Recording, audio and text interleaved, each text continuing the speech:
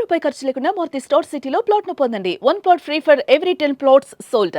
ఉచితంగా ప్లాట్ ను సొంతం చేసుకోండి. ఇక అదర్ ఆస్పెక్ట్స్లోకి వెళ్ళినట్టయితే remunerations of the stars, that is also very big issue. మీరందరూ పెద్ద స్టార్స్తోనే తీశారు, ఒక రేంజ్ హీరోలతో టాప్ సెకండ్ లేయర్ హీరోలందరితో సినిమాలు చేశారు మీరు.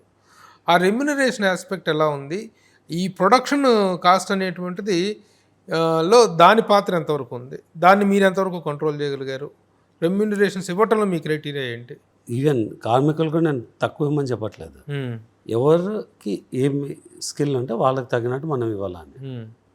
ఇప్పుడు ఆ union rate card has nothing to do with what we actually pay. మేము అంటే కరెక్ట్గా ఇచ్చేవి ఎవరు ఎంత అడిగితే వాళ్ళకి అంతే ఇస్తాం అనమాట. అంటే వాళ్ళకి అవసరాన్ని బట్టి. ఆ రేట్ కార్డ్కి దీనికి సంబంధం ఉండదు. అలా స్టార్ రెమ్యునరేషన్ కమ్స్ వాళ్ళకి ఎంత పుల్ ఉంది అన్నదాన్ని ఆ పుల్ ఉండట్లేదుగా మీకు ఇప్పుడు ఈ రోజున పుల్ అనేటువంటిది అందరికీ ఉండకపోతే ఇవ్వరు. మీరు ఇచ్చిన తర్వాత కదా పుల్లు లేకుండా పోతుంది.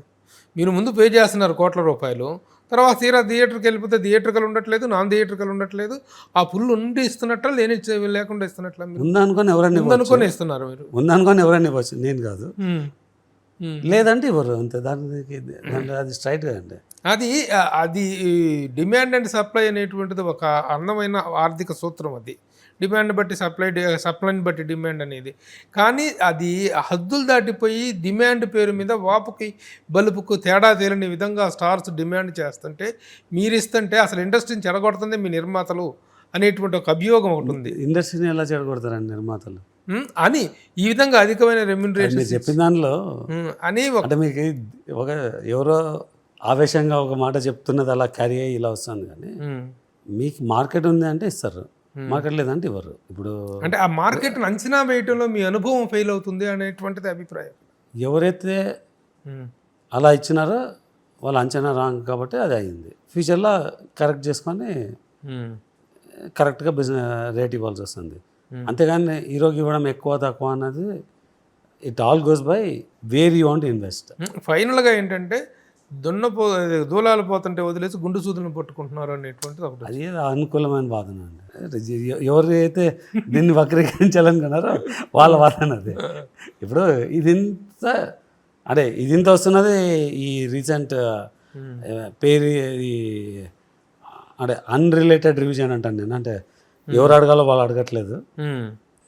ఇంతకుముందు కూడా నేను వేరే ఇంటర్వ్యూలో కూడా చెప్పాను, సీఈఓకి ఒక శాలరీ ఉంటుంది, వాచ్మెన్కి ఒక శాలరీ ఉంటుంది. నేను మార్కెట్లో వేరే వాచ్మెన్ కన్నా నేను మా వాచ్మెన్కి ఎక్కువ ఇచ్చి నా దగ్గరే ఎక్కువ రోజులు ఉండాలనుకుంటాను. అలానే నేను వాచ్మెన్కు సీఈఓకి ఇచ్చే శాలరీని కంపేర్ చేయను. సీఈఓ శాలరీ సీఈఓది, సీఈఓ డ్యూటీస్ సీఈఓది, వాచ్మెన్ శాలరీ వాచ్మెన్ది, వాచ్మెన్ డ్యూటీస్ వాచ్మెన్ది.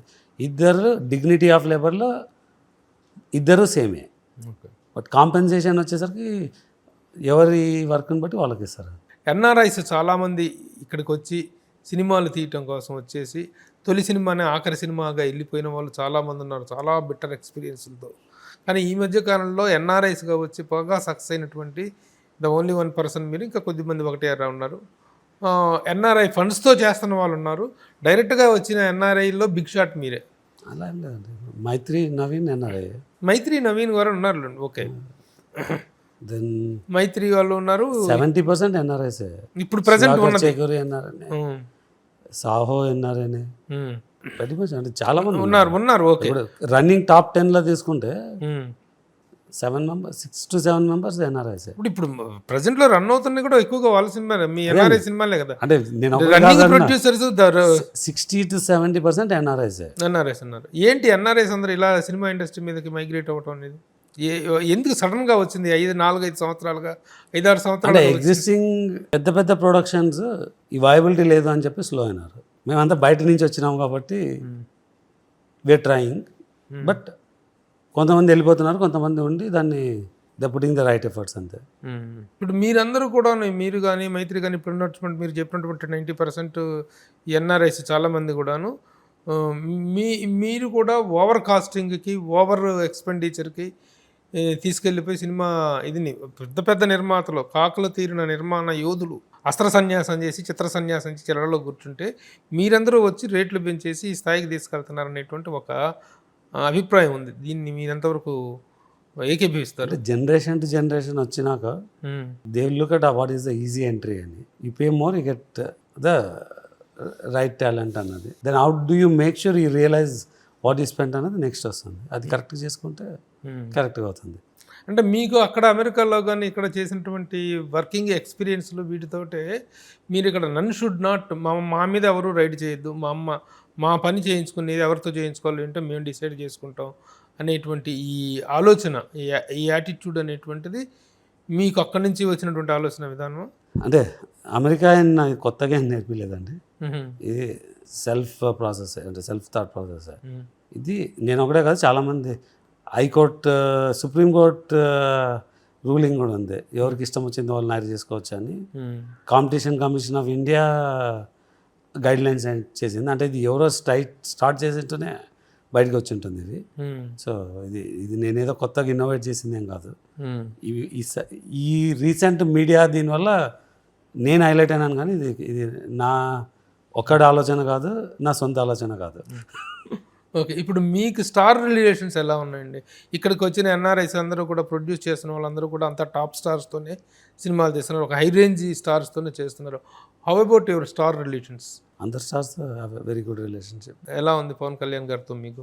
చాలాసార్లు తెలుసు, బట్ ఆయన రోల్లో ఉన్నప్పుడు అంటే ఇంతకు ముందు ఉన్నంత ఈజీగా కలవడం కుదరదు. అంటే ఆయనకు చాలా పనులు ఉంటాయి కదా. సో బట్ కలవడంతో 6-7 టైమ్స్ కలిసి ఈ 6-7 టైమ్స్ కలిసారు. ఓకే, ఈ టైంలో తను ఇంత థంపింగ్ మెజారిటీ తోటి వేరు కదా, 100% స్ట్రైక్ రేట్ తోటి తను డిప్యూటీ సీఎం అవ్వటం, జనసేన మొత్తం ఇది అవ్వటం, ఇదంతా మీ అబ్జర్వేషన్గా ఎలా అనిపిస్తుంది? చాలా బాగుంది. How do you compliment? Idea ఉందా లేదా?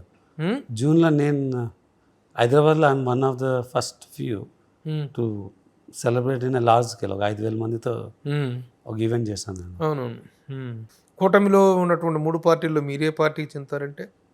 నాకు పార్టీకి అస్సలు లేదు. అంటే జనసేన ట్రావెల్, బీజేపీతో జనరల్గా ఐడియాలజీ అలైన్మెంట్, అలా అని కాంగ్రెస్తో లేకేం కాదు. అంటే కాంగ్రెస్లో I'm not a specific party person, but there a good strong alignment for different సబ్జెక్ట్స్లో డిఫరెంట్ వేస్. పవన్ కళ్యాణ్ గారు సినిమాలు ఏమిటంటే ఓజీ ఒకటి అయిపోతుంది, ఇది ఉంది, తర్వాత ఉస్తాద్ ఉంది, నెక్స్ట్ ఉస్తాద్ ఒకటి ఉంది, తర్వాత దీని పార్ట్ 2 ఉంటుందని చెప్తున్నారు. హరిహర వీరమల్లు పార్ట్ 2 ఉండొచ్చు. దాంట్లో కూడా మీరు ఇన్వాల్వ్ అయ్యారు కదా, హరిహర వీరమల్లు రిలీజ్ టైంలో రత్నం గారికి కొద్దిగా కోఆర్డినేట్ చేస్తున్నట్టు. సినిమాలు చేయనప్పుడప్పుడు స్టేట్మెంట్ ఇస్తుంటారు పవన్ కళ్యాణ్ గారు, దాని మీద మీ అభిప్రాయం ఏంటి? సార్ నేను ఆయనతో సినిమాలు చేయాలనుకుంటుంటాను. సో ఆయన ఏం చెప్పినా మా ఆశ ఆయనతో చేయాలని. సో కుదిరినప్పుడు డెఫినెట్గా చేస్తుండాలని ఆలోచిస్తాను. అసలు సినిమాలు చేయనని స్టేట్మెంట్ ఇవ్వటమే రాంగ్ స్టేట్మెంట్ అంటా నేను. ఎందుకంటే ఇప్పుడు ఎవరి వృత్తిలో వాళ్ళు చేసుకుంటూ వ్యాపారాలు చేసుకుంటూనే రాజకీయాలు చేస్తున్నారు. చెప్పినారు కదా సార్, అది అందరూ రాజకీయాలు చేసుకుంటారు, ఈయన మాత్రం ఆయన చెప్పినారు కదా నేను అలా చేయాల్సి వస్తుంది, సినిమా డబ్బుల కోసం సినిమాలు చేయాల్సి వస్తుంది, పార్టీని పెట్టుకోవడం కోసం చేయాల్సి వస్తుందని చెప్తున్నారు. మధ్యలో మళ్ళీ అప్పుడప్పుడు ఏమో సినిమాలు చేయని ఇదే లాస్ట్ సినిమా అని చెబుతుంటారు. అది కాంట్రాడిక్ట్, తనే స్టేట్మెంట్ కాంట్రాడిక్ట్ అవుతుంటారు.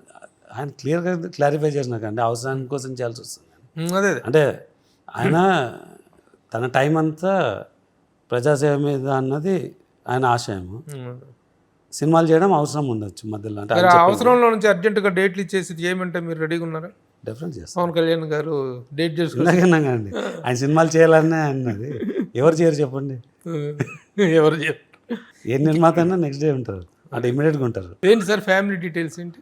మేడం నాకు ఒక అమ్మాయి ఒక అబ్బాయి. ఏం చేస్తుంటారు? మా అమ్మాయి ఫిలిమ్స్లోనే ఉంటుంది. She producer along with me. Okay. Then మా అబ్బాయి యూఎస్లో ఉంటాడు. So is into tech side of the business. లేదు, స్టడీస్ అయిపోయింది. Is running businesses for almost 7-8 years. తన అండర్ గ్రాడ్ చేస్తూనే is into some startups. అతి త్వరలో మీ 100th ఫిలిం చూడాలని, మీ ప్రొడక్షన్ అనేటువంటిది ఇంకా అద్భుత సక్సెస్లో సాగాలని చెప్పి కోరుకుంటూ thank you for giving us an opportunity to talk. చాలా విషయాలు మీరు చర్చించారు ఇండస్ట్రీకి సంబంధించిన, ముఖ్యంగా ఈ సమస్యలను అడ్రస్ చేయించడంలో యాజ్ ఎ జర్నలిస్ట్గా నేను కూడా ఐ విల్ టేక్ ఫార్వర్డ్ అండి. ఎందుకు మీరు ఇంత ఆవేదన వ్యక్తం చేస్తున్నారు? ఇంత స్పాన్లో ఖర్చు చేస్తూ సినిమాలు తీస్తూ కూడా ఇలాంటి ఒక పరిస్థితి ఎందుకు అనేటువంటి దాని మీద యాజ్ ఎ జర్నలిస్ట్గా we will also take initiative to talk to the federation people ఎందుకు మీరు బలవంతం చేస్తున్నారా?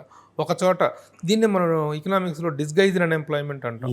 ఒక పనిని 10 మంది, నలుగురుకున్న పనిని 10 మంది చేస్తున్నట్టుగా ఉండటం, కానీ యాక్చువల్గా ఉండేది నలుగురికే, 10 మంది చేస్తున్నట్టుగా ఉంటుంది. That is called disguised unemployment.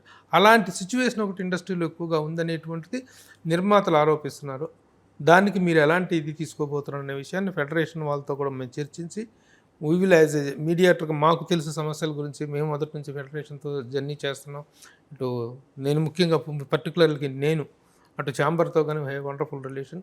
ఇలాంటి ఒక కమ్యూనికేషన్ గ్యాప్ లేకుండా చూసుకోవాల్సిన అవసరం ఉంది. ఆ కమ్యూనికేషన్ గ్యాప్ ప్రాతినిధ్య లోపం అని కూడా అంటాం మనం. దాన్ని సవరించుకోవాల్సిన అవసరం ఉంది. అప్పుడు థింగ్స్ విల్ గో. మీరేమి యూనియన్స్ గురించి మీరు మాట్లాడినంత మాత్రాన మీరు వాళ్ళ వ్యతిరేకం అనేటువంటి భావన ఒకటి వెళ్తుంది.